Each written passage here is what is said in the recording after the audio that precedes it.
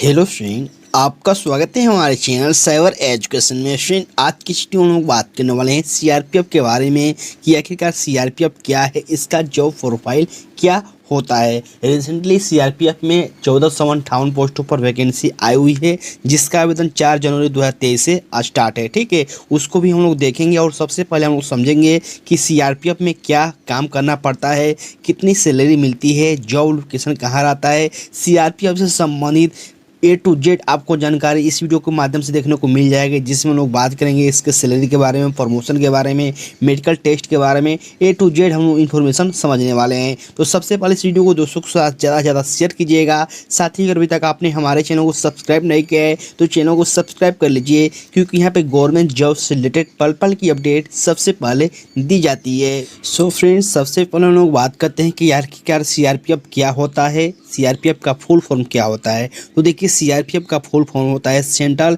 Reserve police force, जिसे हम लोग हिंदी में केंद्रीय रिजर्व पुलिस बल भी कहते हैं। ठीक है, यह भारत की सबसे बड़ी केंद्रीय पुलिस फोर्स है। सीआरपीएफ पुलिस फोर्स यह गृह मंत्रालय के अंतर्गत आती है, जो कि ये अर्धसैनिक फोर्स है। ठीक है, अब हम लोग बात करते हैं कि आखिरकार सीआरपीएफ का वर्ग क्या होता है और इसकी स्थापना कब हुआ था। ठीक है, तो देखिए, जो सीआरपीएफ का स्थापना हुआ था ये आपको 1949 ईस्वी में किया गया था। और जो सीआरपीएफ का जो मेन कार्य होता है ये आपको चुनाव व्यवस्था को सही तरीके से लागू करने में होता है। जब भी आपको भारत में चुनाव होता है उसमें सबसे जो अधिक भूमिका निभाते हैं वो सीआरपीएफ के जवान ही निभाते हैं। ठीक है, चलिए हम लोग और सीआरपीएफ के कार्य के बारे में बात करते हैं कि आखिरकार और सीआरपीएफ के क्या क्या वर्क होते हैं, क्या क्या काम होते हैं। अगर आप सीआरपीएफ ज्वाइन कर लेते हैं तो फिर आपको कहाँ पर ड्यूटी दिया जाता है, कौन कौन से वर्क करने होते हैं, उसके बारे में हम लोग बात करते हैं। तो देखिए, जब भी आपको सीआरपीएफ का जो वर्क होता है बहुत ही इंपॉर्टेंट होता है, जैसे कि आतंकवाद,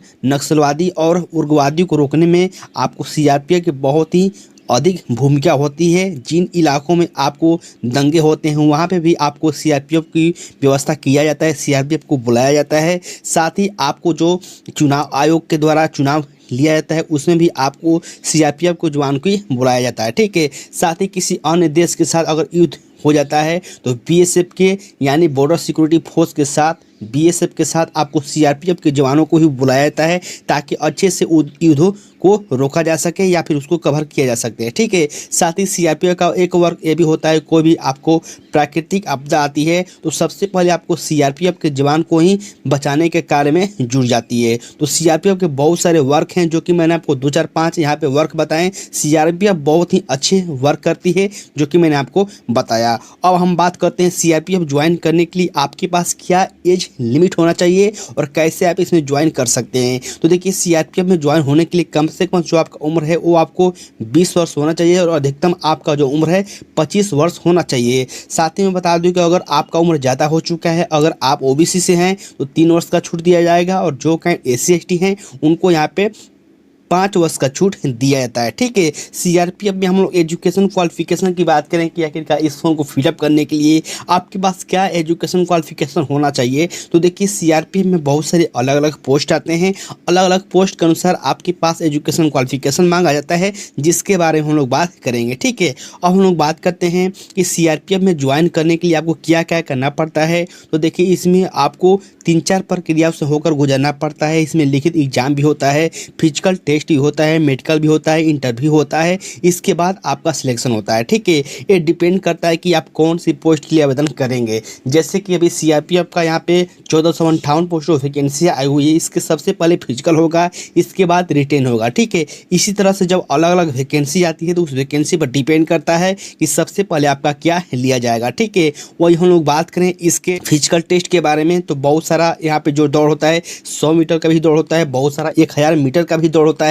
जैसे कि यहाँ पर देखिए मेंशन किया है कि जो आपका 100 मीटर का दौड़ है ये आपको 16 सेकेंड में पूरा करना होता है, और महिलाओं के लिए 18 सेकेंड में 100 मीटर का दौड़ है। ठीक है, तो ऐसे आप इसको समझ सकते हैं। चलिए मैं आपको इसकी सैलरी और इसके एजुकेशन क्वालिफिकेशन के बारे में बताता हूं। उससे पहले यहाँ पर देखिए मेडिकल टेस्ट के बारे में मेंशन किया है कि मेडिकल पास होने के बाद आपको क्या करना होता है, इसमें ज्वाइनिंग दिया जाता है। और मेडिकल में आपको बहुत ही अच्छी तरीके से आपके सारे पार्ट को चेक किया जाता है, जो कि आप फिट हैं तभी आप इसमें भाग ले सकते हैं, अदरवाइज आप सीआरपीएफ में ज्वाइन नहीं कर सकते। सकते हैं। ठीक है, अब हम लोग बात करते हैं इसके सैलरी के बारे में और एजुकेशन क्वालिफिकेशन के बारे में। ये आखिरकार कौन सी पोस्ट लिए आपके पास कितनी सैलरी मिलती है और कितना एजुकेशन क्वालिफिकेशन रखा जाता है। जैसे कि यहाँ पर देखिए 3 पोस्ट मेंशन किए गए। सबसे जो निचला पोस्ट होता है वो कांस्टेबल को होता है, इसके बाद सब इंस्पेक्टर का और इसके बाद असिस्टेंट कमांडेंट का। ठीक है, तो कांस्टेबल के लिए देखिए जो इंटर पास होते हैं यानी कि 10+2 इंटरमीडिएट अगर पास हैं, 12th पास हैं, तो बिल्कुल आप कांस्टेबल के लिए आवेदन कर सकते हैं। और जो आपको सैलरी मिलती है ये आपको 15,500 से लेकर 60,000 के बीच आपको सैलरी दी जाती है। वही हम लोग बात करें सब इंस्पेक्टर के बारे में, एसआई के बारे में, तो इसमें आपको स्नातक पास होना चाहिए किसी भी स्ट्रीम के साथ। अगर आपने स्नातक पास कर रखा है तो बिल्कुल आप सब इंस्पेक्टर के लिए आवेदन कर सकते हैं। और जिसमें सैलरी मिलती है ये आपको 27,000 रुपये से लेकर 1 लाख तक आपको सैलरी मिलती है। और इससे भी ज़्यादा इंपॉर्टेंट एक पोस्ट और है असिस्टेंट कमांडेंट का, जो कि सबसे बड़ा पोस्ट है, जिसमें आपको सैलरी 46,000 से लेकर 1,17,000 तक आपको सैलरी दी जाती है, जो कि बहुत ही अच्छा खासा सैलरी दी जाती है। ठीक है, तो यहाँ पे देखिए बहुत ही अच्छा खासा सैलरी मिलती है। ये बात है कि आपको कौन सी पोस्ट में ज्वाइनिंग मिलती है, कौन सी पोस्ट लिए अप्लाई करते हैं, उसके अनुसार ये आपको देखना होगा। ठीक है, साथ ही आपको हेड कांस्टेबल का भी पोस्ट देखने को मिल जाता है, state commander, sub inspector constable, assistant sub inspector, तो बहुत सारा यहाँ पे अलग अलग पोस्ट आता है, जो कि आप अपने एजुकेशन क्वालिफिकेशन के अनुसार इसमें भाग ले सकते हैं। ठीक है, तो फ्रेंड ओवरऑल सीआरपीएफ की जो जॉब है बहुत ही अच्छा खासा जॉब है। आप अपने एजुकेशन क्वालिफिकेशन के अनुसार इसमें भाग ले सकते हैं। अभी जो सीआरपीएफ में वैकेंसी आई हुई है 1458 पोस्टों पर, जिसमें 10+2 वाले कैंडिडेट को हेड कांस्टेबल के लिए आवेदन कर सकते हैं, जिसका आवेदन 4 जनवरी से स्टार्ट हो जाएगा। तो आप उसको जरूर फॉर्म फिलअप करें, आपको जॉब लेने का अच्छा ये मौका है। ठीक है, तो फ्रेंड आज के इस वीडियो के माध्यम से हम लोग सीआरपीएफ के जॉब प्रोफाइल के बारे में पूरे डिटेल में बात की है। फिर भी आपको सीआरपीएफ संबंधित कोई भी क्वेश्चन होते हैं, कोई भी डाउट होते हैं, तो वीडियो के नीचे कमेंट करके आप पूछ लीजिएगा। ठीक है, तब तक के लिए बाय फ्रेंड, जय हिंद।